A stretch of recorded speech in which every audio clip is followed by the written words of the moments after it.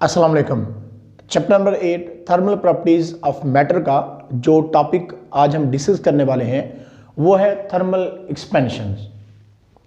आमतौर पर आपने देखा होगा कि जब हम चीज़ों को गर्म करते हैं तो इससे क्या होता है, इससे चीज़ें जो है वो फैलती हैं। लेकिन अगर हम ठंडा करें तो चीज़ें क्या होती हैं, वो सिकुड़ती हैं। यानी अगर ऑब्जेक्ट को हम हीट अप करते हैं या सॉलिड लिक्विड गैसेस को, तो ये सारी चीज़ें क्या करती हैं, ये गर्म होने पर, हीट देने पर ये फैलती हैं। Heat is the form of energy, heat energy की फॉर्म थी। तो जिसमें हमने बताया था कि heat transfer from one place to another place due to temperature difference heat transfer होती है। तो अब जब चीज़ों को हम हीट अप करते हैं यानी चीज़ों को गर्म किया जाता है, तो गर्म करने पर उनको, उनकी सॉलिड है या वो लिक्विड है या गैसेस हैं, तो वो एक्सपैंड होती हैं। इसी तरह से अगर हम चीज़ों को जो है वो ठंडा करते हैं यानी हम उनको कूल करते हैं, ठंडा करते हैं, तो इससे क्या होता है, इससे कंट्रैक्शंस होती है, यानी वो चीज़ें क्या करती हैं, सिकुड़ती हैं। आमतौर पर देखा जाए तो ये चीज़ हमारे नोटिस में नहीं आती, यानी बज़ाहिर हमें ऐसा नज़र नहीं आ रहा होता, बिकॉज ये कंट्रैक्शन या जो लेंथ में इजाफा हो रहा है किसी चीज़ के, तो इस वजह से जिसको हम एक्सपेंशन का नाम दे रहे हैं, तो एक्सपेंशन या कंट्रैक्शन जो होती है ये बहुत स्मॉल हो रही होती है, इसलिए ये हमारे लिए जो है वो बज़ाहिर हमें नज़र नहीं आ रही होती है। लेकिन अगर इसको सही पॉइंट ऑफ व्यू से देखा जाए तो ये वाकई ही ऐसा होता है कि चीज़ें गर्म करने पर फैलती हैं और ठंडा करने पर सिकुड़ती हैं। जैसे कि अगर आपने देखा होगा कि जब हम वाटर जो है इसको फ्रीज करते हैं, तो जितना आपने कोई बाउल वाटर डाल के फ्रीजर के अंदर रखा हुआ है, तो जब आइस फ्री यानी आइस बन जाती है उसकी, यानी वाटर सारा फ्रीज हो जाता है, तो आइस अगर आप देखो तो उसका वॉल्यूम जितना आपने वाटर रखा था उससे वॉल्यूम उसका थोड़ा कम होता है। अब क्योंकि हम आमतौर पर इन चीज़ों को देखते नहीं हैं, इसलिए हमारे नोटिस में नहीं आती चीज़। तो इसलिए आप अगर इसको ज़रा गौर से देखो तो वाकई वाटर जितना आपने उस बाउल के अंदर भरा था, तो अगर आप आइस को देखो यानी जब वाटर फ्रीज हो जाता है तो उसका लेवल थोड़ा कम होगा। इस तरह से जब हम चीज़ों को गर्म करते हैं तो बाज़ार में नज़र आ रहा होता है कि चीज़ों की लेंथ में इजाफा नहीं हुआ, लेकिन उसमें इजाफा हो रहा होता है। तो इसी सिलसिले में थर्मल एक्सपेंशन है। तो थर्मल क्या है, थर्मल बेसिकली हीट, हरारत को हम कहते हैं, और heat is form of energy which transfer from one place to another place due to temperature difference. Expansion हम एक्सपैंड को कहते हैं, यानी चीज़ों का फैलाव जो होता है। तो अब वो फैलाव किस तरह का होता है इसको ज़रा देखते हैं। तो थर्मल एक्सपेंशन को हमने डिफाइन किया है, the increase in length, breadth and thickness of a substance on heating is known as thermal expansion. यानी गर्म करने पर अगर ऑब्जेक्ट जो कोई भी हमारे पास है उसकी लेंथ में इजाफा होता है, उसके ब्रीथ में इजाफा होता है, या उसकी थिकनेस में इजाफा होता है, यानी लंबाई उसकी वो चेंज होती है, उसकी चौड़ाई चेंज हो जाती है, या उसकी मोटाई में फ़र्क आता है, तो इसको ऑन हीटिंग पे यानी हीट करने पे अगर उसकी लेंथ, विड्थ और उसकी मोटाई में फ़र्क आता है, तो इसको हम बोलते हैं कि ये हमारे पास जो वो थर्मल एक्सपेंशन हुई है। आमतौर पर आपने देखा होगा कि लोहा जो होता है, जब आयरन इसको गर्म किया जाता है तो गर्म करने पर ये फैलता है। इसी तरह से वैसे ये एग्जांपल जनरली मैं आपको बताना चाह रहा हूँ। तो देखें, अगर हमारे पास वाटर है और इतना वाटर इसमें डाला हुआ है, तो जब वाटर को हम हीटअप करते हैं तो हीटअप करने से जब इसके वेपर बनते हैं तो वेपर ऐसे दूर दूर जाने लग जाते हैं। तो बेसिकली इसकी एग्जाम्पल तो नहीं बनती, आपको जस्ट समझाने के लिए। तो देखिए ये मॉलिक्यूल्स क्या होते हैं, एक दूसरे से दूर दूर जाने लग जाते हैं। तो जिस वजह से क्या होता है, यानी हम कह सकते हैं कि यहाँ पे एक्सपेंशन हो रही है, यानी फैलाव हो रहा है, ये एक्सपैंड हो रहे हैं, मॉलिक्यूल्स एक दूसरे से दूर दूर जा रहे हैं। बिकॉज इनको क्या मिलती है, जब हम हीटअप करते हैं तो हीटअप करने से इनका टेम्परेचर जो है उसमें हम इंक्रीज करते हैं, टेम्परेचर के इंक्रीज करने से काइनेटिक एनर्जी बढ़ती है। बिकॉज काइनेटिक एनर्जी का और टेम्परेचर का बहुत ही एक दूसरे के दरमियान गहरा रिलेशन है। जैसे ही हम टेम्परेचर को इंक्रीज करते हैं वैसे ही काइनेटिक एनर्जी भी बढ़ती जाती है। अगर टेम्परेचर में ज़्यादा इंक्रीज करेंगे काइनेटिक एनर्जी ज़्यादा बढ़ेगी, बिकॉज मॉलिक्यूल्स जो है वो वाइब्रेट करते हैं विद ग्रेटर एम्पलीट्यूड के साथ, तो इस तरह से वो एक दूसरे से दूर दूर होते जाते हैं। तो बहरहाल जब हम हीटअप करेंगे तो इससे चीज़ की लेंथ, ब्रीथ या थिकनेस जो है इसमें क्या आ सकता है, फर्क आ सकता है। अब causes of expansion of a substance on heating, यानी एक्सपैंड चीज़ें की होती हैं हीट करने पर। तो इसकी वजह है कुछ, मैं यहाँ पे दो फिगर्स यहाँ पे मैंने बनाई हैं। एक फिगर के अंदर मैं दिखा रहा हूँ कि यहाँ पे टेम्परेचर कम है, और टेम्परेचर जब कम होगा तो डेफिनेटली ये मालिक्यूल जो वाइब्रेशन इनकी हो रही है, तो इन मालिक्यूल्स की वाइब्रेशन जो है वो बहुत स्मॉल है। इनकी वाइब्रेशन स्मॉल है, मतलब इनकी वेलोसिटी कम है, ये कम स्पीड के साथ वाइब्रेट कर रहे हैं बिकॉज इनका टेम्परेचर कम है। और टेम्परेचर का काइनेटिक एनर्जी के साथ मैंने आपको बताया कि एक डायरेक्ट रिलेशन है कि जैसे जैसे हम टेम्परेचर जो है उसको बढ़ाते हैं वैसे वैसे काइनेटिक एनर्जी भी बढ़ती है। तो जब यहाँ पे हमने कम टेम्परेचर दिया है, तो कम टेम्परेचर की वजह से क्या होता है, कम टेम्परेचर की वजह से ये मॉलिक्यूल्स का जो एम्पलीट्यूड होगा वो भी इतना कुछ ज़्यादा नहीं होने वाला, ये इनका एम्पलीट्यूड स्मॉल होगा, इसलिए कि इनका टेम्परेचर क्या है, कम है। जब टेम्परेचर कम है, मॉलिक्यूल्स की स्पीड जो है वो कम है वाइब्रेशन की, तो दैट्स वाई इनकी काइनेटिक एनर्जी भी कम है। इसके इंस्टेड अगर इस फिगर में आप बात करो तो यहाँ पे टेम्परेचर मैंने थोड़ा हाई दिया, तो जब टेम्परेचर हाई किया तो इस वजह से आप देखिएगा जरा, यहाँ पे एटम मॉलिक्यूल जो है वो तेजी के साथ क्या कर रहे हैं, वाइब्रेट कर रहे हैं। जब वो तेजी के साथ वाइब्रेट करेंगे, फास्टली वाइब्रेट कर रहे हैं, तो इस वजह से डेफिनेटली उनका एम्पलीट्यूड ग्रेटर होगा। तो जब उनका एम्पलीट्यूड इंक्रीज करता है, एम्पलीट्यूड लार्जर होता है, तो इसकी वजह से क्या होगा, इसकी वजह से उनकी काइनेटिक एनर्जी जो है वो भी ज्यादा होगी। यानी अगर इस फिगर में बात करें तो इस फिगर की इंस्टेड इस फिगर के अंदर काइनेटिक एनर्जी मॉलिक्यूल्स की क्या है, ज्यादा है, बिकॉज यहाँ पे हमने टेम्परेचर क्या किया था, हाई किया था। तो इसका मतलब काजेज ऑफ एक्सपेंशन जो है, यानी एक्सपेंशन होती है या फैलाव जो होता है सबस्टांस का ऑन हीटिंग पे, इसकी वजह ये होती है कि हम जब हीटअप करते हैं तो मॉलिक्यूल्स की जो काइनेटिक एनर्जी बढ़ती है, तो उसकी वजह टेम्परेचर देने से वाइब्रेशंस होती है, तेजी के साथ फास्टली वाइब्रेशन होती हैं, जिससे एम्पलीट्यूड में इजाफा होता है। और जब एम्पलीट्यूड में इजाफा होगा तो उनकी काइनेटिक एनर्जी बढ़ जाती है, तो जिस वजह से वो ग्रेटर एम्पलीट्यूड के साथ जो है वो वाइब्रेट करने लग जाते हैं।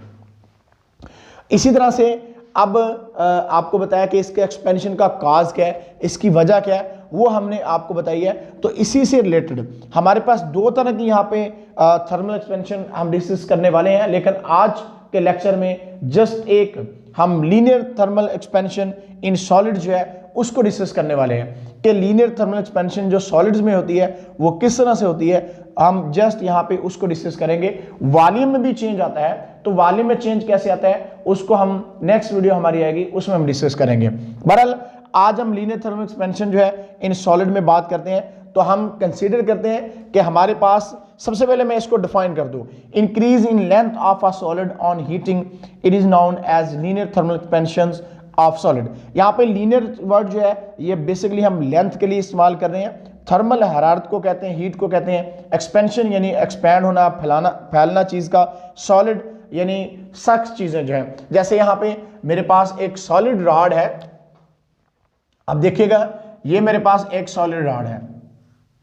अब अगर ये सॉलिड रॉड मेरे पास है तो इसका ओरिजिनल पहले टेम्परेचर जो है वो T0 टेम्परेचर था, यानी इसका टेम्परेचर कितना है, T0। इस बार का हम कंसिडर करते हैं कि मेटल रॉड जो हमारे पास है इसका टेम्परेचर T0 है, ये ओरिजिनल टेम्परेचर है, ये नॉर्मल टेम्परेचर पे था, तो इसकी लेंथ में कोई इजाफा नहीं हो रहा था, और तभी इसकी लेंथ जो थी वो ओरिजिनल लेंथ इसकी L0 थी। जब इसको हमने हीट अप किया, इसको टेम्परेचर दिया, तो टेम्परेचर के देने की वजह से, टेम्परेचर में इजाफा करने की वजह से मॉलिक्यूल तेजी के साथ विद ग्रेटर एम्पलीट्यूड क्या करते हैं, वाइब्रेट करते हैं, जिसकी वजह से इस लॉन्ग मेटल रॉड जो है इसकी लेंथ में इजाफा हो जाता है।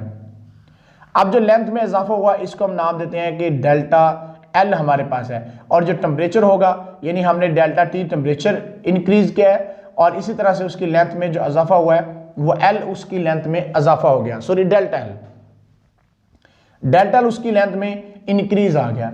जब डेल्टा एल उसकी लेंथ में इंक्रीज आ गया है तो अब ये टोटल लेंथ हम कह सकते हैं कि टोटल लेंथ उसकी जो है वो एल हो गई है। इसी तरह से जो टोटल टेम्परेचर हमारे पास है वो टी टेम्परेचर टोटल बन गया। यानी फर्स्ट ऑफ ऑल हमारे पास जो एक मेटल रॉड है, जस्ट लाइक जैसे ही मेरे पास व्हाइट बोर्ड मार्कर की अगर मैं एग्जांपल दूं तो इसमें देखिएगा, अगर आप समझे इसको ये मेटल रॉड है, इसको आपने first of all T not temperature पे, ओरिजिनल टेम्परेचर पे इसमें कोई एक्सपेंशन नहीं हो रही थी, ये ऐसे था। लेकिन जैसे हमने इसको हीटअप किया तो हीटअप करने से इसकी लेंथ में थोड़ा इजाफा हो गया। आप समझिएगा जरा, मैं कैप को उतार के थोड़ा आगे कर देता हूं, आप समझे इसकी लेंथ में इतना इजाफा हो गया, तो जिसको हम कह रहे हैं कि ये चेंज इन लेंथ आया, चेंज इन लेंथ आया। इसी तरह से अब क्योंकि टेम्परेचर को हमने चेंज किया, डेल्टा टी टेम्परेचर का नाम दिया, तो अब जो टेम्परेचर बना उसको हम नाम देते हैं टी का, और लेंथ को एल का नाम देते हैं। तो increase in length of rod, length जो रॉड की उसमें कितना इंक्रीमेंट लगा है, कितना इजाफा हुआ है, तो वो हम आसानी के साथ निकाल सकते हैं। टोटल देखिएगा हमारे पास एल नॉट प्लस हमारे पास था जी डेल्टा एल, जो कि हमारे पास एल के इज इक्वल टू था, यानी अगर एल नॉट में प्लस डेल्टा एल कर दें तो हमारे पास ये एल के इज इक्वल टू आता है। अगर आपने इसमें से delta L increase in length निकालना है तो डेल्टा एल इस साइड पर आ जाता है और ये एल नॉट इधर प्लस हो रहा है, उधर जाके माइनस हो जाएगा, तो delta L is equal to आ जाएगा एल माइनस एल नॉट। इसी तरह से इंक्रीज इन टेम्परेचर जो होता है हमारे पास वो किसके इज इक्वल टू है, वो है delta T is equal to T minus T naught. It is found that change in length delta L of a solid is directly proportional to its original length L naught and change in temperature delta T। तो यहां पे ये directly के spelling जरा मैं ठीक कर देता हूं, तो मैं ये स्पेलिंग थोड़े से हमसे मिस्टेक यहां पे हो गई थी, तो इसको मैं ठीक कर रहा था। It is found that change in length delta L of a solid is directly proportional to its original length L naught and change in temperature, यानी जो चेंज इन लेंथ हमारे पास है वो डायरेक्टली प्रोपोर्शनल है एल नॉट के। यानी directly proportional का मतलब होता है अगर एक चीज बढ़ती है दूसरी बढ़ती है, एक चीज कम होती है दूसरी भी क्या होती है, कम होती है। तो इसका मतलब कि जो हमारे पास डेल्टा एल आता है, डेल्टा एल हम कह रहे हैं कि डेल्टा एल डायरेक्टली प्रोपोर्शनल है एल नॉट के, डेल्टा एल डायरेक्टली प्रोपोर्शनल है हमारे पास एल नॉट के, delta L directly proportional L not. इसका मतलब यह है कि अगर हमारे पास एक लॉन्ग बार जो हमारे पास है उसकी लेंथ कम है, यानी इतनी लेंथ है, तो डेफिनेटली उसमें जो चेंज आना है वो भी कम आएगा। लेकिन अगर एक लॉन्ग बार, जैसे ये मेटल बार हमने लॉन्ग मेटल रॉड लिया हुआ है, इसकी लेंथ ज़्यादा थी तो इसमें चेंज भी ज़्यादा आया। तो delta L directly proportional L not का मतलब यह है कि अगर ओरिजिनल लेंथ आपके पास ज़्यादा है तो चेंज इन लेंथ भी ज़्यादा आएगा, अगर ओरिजिनल लेंथ आपके पास कम है तो चेंज इन लेंथ भी आपके पास कम आएगा। दूसरा पॉइंट जो इसका था वो ये था कि delta L directly proportional to delta T, delta L यानी चेंज इन लेंथ जो होती है वो डायरेक्टली प्रोपोर्शनल है डेल्टा टी के। अब change in length directly proportional delta T का मतलब यह है कि टेम्परेचर में जितना ज्यादा चेंज आएगा उतना ज्यादा डेल्टा एल आएगा, यानी उतना ज्यादा चेंज इन लेंथ आएगा। अगर टेम्परेचर में चेंज हम ज्यादा लेके आते हैं तो डेल्टा एल भी क्या होगा, ज्यादा होगा, बिकॉज मालिक्यूल ग्रेटर एम्पलीट्यूड के साथ वाइब्रेट करने लग जाएंगे, तो उनकी लेंथ में क्या हो जाएगा, लॉन्ग मेटल बार जो हमारे पास है या मेटल रॉड है उसकी लेंथ में इजाफा हो जाएगा। तो दो रिलेशन हमारे पास आए हैं कि delta L directly proportional L not के है और दूसरे रिलेशन में delta L directly proportional delta T के है, यानी जो चेंज इन लेंथ है वो एल नॉट के भी डायरेक्टली प्रोपोर्शनल है और डेल्टा टी टेम्परेचर के भी डायरेक्टली प्रोपोर्शनल है। यानी अगर चेंज इन लेंथ बढ़ता है तो इसका मतलब ये होगा कि ओरिजिनल लेंथ आपके पास ज्यादा है, ओरिजिनल लेंथ यानी बढ़ती है तो चेंज इन लेंथ बढ़ता है। इस तरह से delta T change in temperature बढ़ता है तो चेंज इन लेंथ भी क्या होगा, बढ़ेगा। दोनों रिलेशन को हम कंबाइन करते हैं, डेल्टा एल यानी चेंज इन लेंथ हमारे पास यहाँ पे सेम है, डायरेक्टली प्रोपोर्शनल किसके आ जाएगा, एल नॉट डेल्टा टी के डायरेक्टली प्रोपोर्शनल आ जाएगा। प्रोपोर्शनल का साइन हम यहां से हटाते हैं और इसकी जगह पे इक्वलिटी आती है और साथ ही आपको क्या लगाना पड़ता है, कांस्टेंट लगाना पड़ता है। ये यहाँ पे अल्फा जो है ये यहाँ पे हमने क्या लगाया हुआ है, कांस्टेंट लगाया हुआ है। इसके बारे में मजीद आगे चल के वीडियो में आपको बताता हूँ कि अल्फा बेसिकली है क्या। ये coefficient of linear thermal expansion है, तो इसका मैं आगे चल के आपको बताता हूँ। तो delta L is equal to alpha L not delta T हमारे पास रिलेशन आ गया। अब डेल्टा एल जो चेंज इन लेंथ है वो किसके इज इक्वल टू है, चेंज इन लेंथ हमारे पास है एल माइनस एल नॉट के, तो मैं यहाँ पे डेल्टा एल की जगह पे वैल्यू लगा देता हूँ एल माइनस एल नॉट, क्योंकि चेंज इन लेंथ हमारे पास जो इंक्रीज इन लेंथ अफराड हुआ था डेल्टा एल वो इज इक्वल टू था एल माइनस एल नॉट के, तो इसीलिए हमने चेंज इन लेंथ को लिखा कि alpha L not delta T और डेल्टा एल जो हमारे पास है वो इज इक्वल टू है एल माइनस एल नॉट, यानी इस रिलेशन के अंदर जो हमने पहले बनाया था इसमें डेल्टा एल की जगह उसकी वैल्यू लगा दी। तो अब हमारे पास जो माइनस का एल नॉट है इसको हम इक्वेशन के दूसरी साइड पे लेके चलते हैं तो ये प्लस का हो जाता है, L is equal to L naught plus alpha L not delta T हमारे पास आता है। अगर आप यहां से एल नॉट टेक कॉमन तो एल नॉट हमारे पास यहाँ पे कॉमन आएगा, यहाँ पे 1 आ जाएगा प्लस एल्फा डेल्टा टी हमारे पास आ जाएगा बिकॉज एल नॉट यहां से कॉमन चला गया। तो यहां पे बात ये मैं कर रहा था अल्फा की, तो अब यहां पे अल्फा की बात करते हैं where alpha is called coefficient of linear thermal expansion, कि अल्फा यहां पे भी क्या है हमारे पास coefficient of linear thermal expansion है। Coefficient of linear thermal expansion जो है ये क्या होता है, तो इसके लिए हम इस रिलेशन में से हम क्या करते हैं, इस रिलेशन में से जिसको मैं नाम देता हूं थर्ड रिलेशन का, तो इसको मैं थर्ड रिलेशन का नाम दे देता हूं और इसमें से अल्फा की वैल्यू जो है वो मैं फाइंड आउट करता हूं। तो अल्फा इस साइड पर आ जाएगा, एल नॉट इस साइड पे मल्टीप्लाई हो रहा है, डेल्टा टी भी इस साइड पे मल्टीप्लाई हो रहा है, तो ये चीजें इधर डेल्टा एल पे आके डिवाइड हो जाएंगी बिकॉज इधर मल्टीप्लाई हो रही हैं। तो इससे हमारे पास रिलेशन जो आता है alpha is equal to delta L by L not delta T आ गया।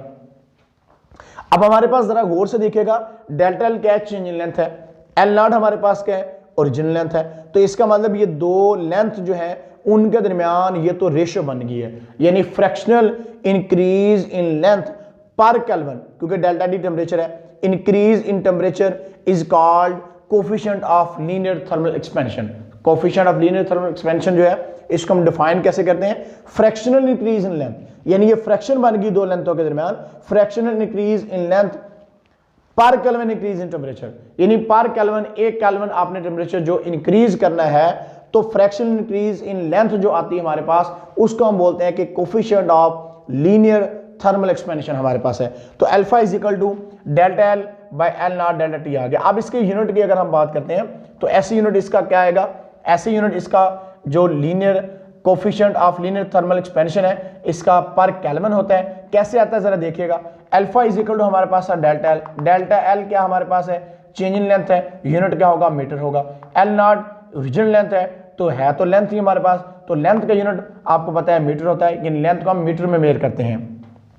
टेम्परेचर की बात करें तो टेम्परेचर जो है वो ऐसे यूनिट इसका केल्विन है, इसलिए हमने यहाँ पे के लिख दिया, तो मीटर मीटर सेम है कैंसिल हो जाएंगे, तो यहाँ पे 1/k रह जाएगा और के ऊपर जाएगा तो पर केल्विन बन जाएगा। तो इस तरह से coefficient of linear thermal expansion हमारे पास जो है इसका यूनिट क्या बना, इसका यूनिट बना पर केल्विन, यानी हमने देखा कि लीनियर थर्मल एक्सपेंशन जो हमारे पास होती है यानी लेंथ के अंदर जो इंक्रीज होता है कि जैसे जैसे हम अगर हमारे पास ओरिजिनल लेंथ ज़्यादा है तो इसका मतलब चेंज इन लेंथ भी ज़्यादा आता है, अगर ओरिजिनल लेंथ आपके पास कम है तो चेंज इन लेंथ भी आपके पास कम आता है। इसी तरह से अगर चेंज इन टेम्परेचर हम ज़्यादा करते हैं तो चेंज इन लेंथ ज़्यादा आता है, अगर चेंज टेम्परेचर में कम करते हैं तो चेंज इन लेंथ भी कम आता है। और उसके बाद हमने फिर अल्फा की वैल्यू निकाली, फिर उसके बाद coefficient of linear thermal expansion जिसको हमने अल्फा को बोला है उसको हमने डिफाइन करके आपको बताया और इसका यूनिट निकाल के बताया।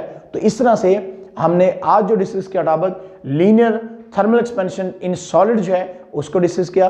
तो नेक्स्ट वीडियो हमारी आएगी वॉल्यूम में थर्मल एक्सपेंशन जो होती है वो किस तरह से होती है, तो इसलिए आपने नेक्स्ट वीडियो को लाजमी देखना है। तो आज के लिए इतना ही, फिर मिलेंगे इंशाल्लाह, तब तक अल्लाह हाफिज़।